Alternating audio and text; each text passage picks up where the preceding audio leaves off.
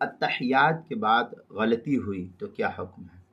چنانچہ اگر آخری قاعدے میں اتحیات کے بعد فاتحہ پڑھ لی، آخری قاعدے میں اتحیات کے بعد فاتحہ پڑھ لی، یعنی سورہ فاتحہ الحمدللہ رب العالمین یہ پڑھ لیا، تو اس پر سجدہ سہو واجب نہیں ہے، نماز صحیح ہو جائے گی۔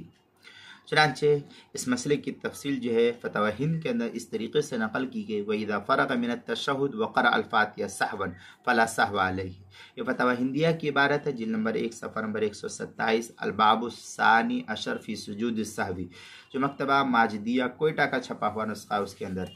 اسی طریقے سے حاشیۃ الطحطاوی علی مراقی الفلاح کے اندر ہے، وَإِنْ كَانَ فِي الْأَخِيرِ فَلَا سَهْوَ عَلَيْهِ لِعَدْمِ تَرْكِ واجب لِأَنَّهُ موسع له في الدعاء والثناء بعده فيه۔ یہ حاشیۃ الطحطاوی علی مراقی الفلاح کی عبارت ہے، صفحہ 251، باب السجود السہوی، جو قدیمی کتب خانہ کراچی کا چھپا ہوا نسخہ اس کے اندر، حلبی کبیری صفحہ 460، فصل فی سجود السہوی، سہیل اکیڈمی لاہور پاکستان کا چھپا ہوا نسخہ اس کے اندر۔